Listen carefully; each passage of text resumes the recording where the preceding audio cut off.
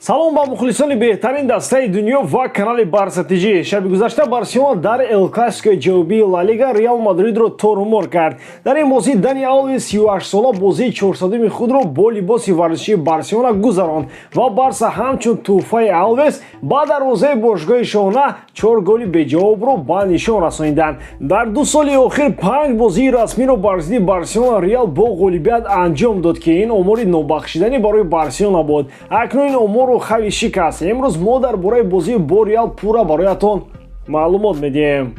Дӯстон, хотиррасон мекунам ки сарпарасти видеои мо ширкати 1x мебошад. Дар он ҷо вақт коэффициентҳои баланд шуморо интизор аст. Ҳамчунин регистратсияи осон, пур кардани маблағ аз тамоми гӯшаву канори дунё, вале аз ҳам муҳим бонус то $100 дар аввалин пардохт бо промокоди Барса ТЖ. Ссилкаи бозӣ дар комментария. Ба ҳама муваффақият. ҳайати асосиро Хави чунин интихоб намуд. Дарвозабон Тер Штеген, муовизатгарон Жорди Алба, Жерар Пике, Эрик Гарсия, Рональд Араухо, ним муовизатгарон Педри, Серхио Бускетс, Фрэнки де Йонг, ҳамлагарон Торрес, Абамеянг, Дембеле. Дар оғози бозӣ аллакай аз ду ҳолати гол задан футболбозони РЕАЛ истифода карда натавонистанд. Родриго зарбаи дақиқ зада натавонист ва баъдан зарбаи Валвердеро моҳирона Тер Штеген рафт кард. Дар дақиқаи 12 Ферран Торрес аз канори чап ба ҳуҷум гузашта тӯбро ба маркази ҷаримагоҳ ба Абамеянг равон кард. Абамеянг бошад бе ягон монеат тӯбро рост ба достони Куртуа зад. Чанд муддат баъд аз ин зарбаи хатарноки худи Торрес каме дуртар аз дарвоза рафт. Дар дақиқаи 29 Жерар Пике ба Дембеле пас дод ва Усмон тӯбачаи турборо зер карда бо суръати ракета аз Начо гузашт ва ба маркази ҷаримагоҳ партов кард. Он ҷо Абамеянг бо зарбаи сар гол зада исои бозиро 1-0 кард. Дар дақиқаи 35 Фрэнки де Йонг ба Абамеянг пас дод ва ӯ ҷониби дарвозаи РЕАЛ зарба зад. Куртуа зарбаи ӯро баргардонид ва ягон футболбози Барселона пайдо нашуд ки зарбаи иловагӣ занад. Баъд ин РЕАЛ МАДРИД ба аксулуҷум гузашт ва Винисиус Жуниор бо Тер Штеген 1-1 баромад, вале дарвозабонро фиреб дода натавонист. Дар дақиқаи 38 аз зарбаи кунҷи Усман Дембеле партов кард ва дар ҷаримагоҳи рақиб аз ҳама баландтар Рональд Араухо парида исои бозиро 2-0 кард. Бо ҳамин қисми аввали бозӣ ба анҷом расид. Дар оғози қисми дуюм аллакай Барселона бо ҳуҷум гузашт ва Ферран Торрес натавонист ки зарбаи мустақим ҷониби дарвозаи Куртуа занад. Як дақиқа баъд аз ин Фрэнки де Йонг бо Дембеле нимувизатгарони марказии РЕАЛро масхара намуданд ва де Йонг Абамеянгро 1-1 бо Куртуа баровард. Абамеянг бошад ба ҷои зарба задан тӯбро ба Ферран Торрес равон кард ва Торрес чунон зарбае зад ки қариб Куртуа саросима шуда ба голи задаи Торрес қарсак мезад. Дар дақиқаи 51 баъди иҷрои зарбаи кунҷӣ аз ҷониби футболбозони РЕАЛ Тер Штеген ҳангоми тӯбро аз ҷаримагоҳ бо муш берун баровардан қариб буд ки сари Каземироро низ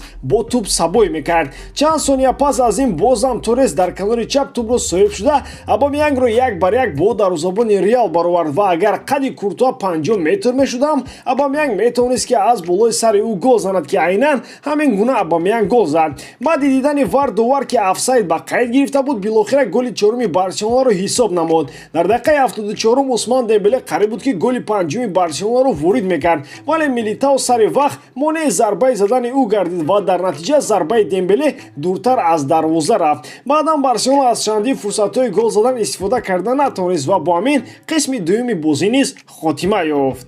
дар ҳақиқат дастае ки бо мухлисону футболбозону мураббиёнаш сабр мекунанду меҳнат мекунанд, дар охир подошти худро мегиранд. Агар касе дар аввали мавсим бо он натиҷаҳое ки Куман нишон медод ба ман мегуфт ки дар моҳи март Барселона зинаи сеюмро касб мекунад ва РЕАЛро дар майдони худаш бо ҳисоби 4-0 шармандавор шикаст медиҳад, ман ӯро девона мегуфтам. ҳоло бошад ин хобу хаёли мо ба ҳақиқат мубаддал гардид. аз Бартомеу сар карда солҳои дароз услуби бузурги Барселонаро бо футболи нотакрораш ба нестӣ мебурданд. шикастҳо аз дастҳои Рома, Ливерпул, Бавария барои мухлисони РЕАЛ як далели масхара кардани мо буд. ҳоло бошад шодии махсусан мухлисони самимии Барселона ки то ҳол аз Барса рӯ нагардонидаанд ҳадду канор надорад. Барселона имшаб РЕАЛро ба осмони ҳафтум бардошта дар бутлуқи пур аз ахлот шапид. Мадридиё аллакай пешакӣ медонистанд ки имшаб шаби марги ғолибияташон аст. Бо ҳамин сабаб пешакӣ траур доштанд ва бо либоси сиёҳ ворди майдон шуданд.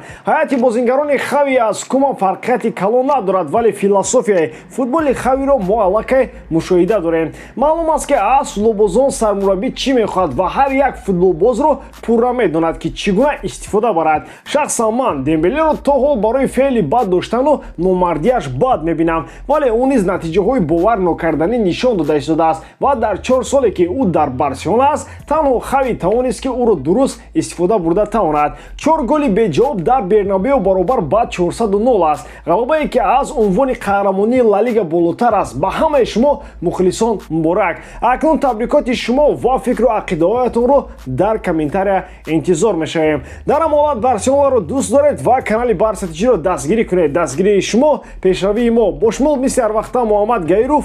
хай бачӯча дар паноҳи Аллоҳ.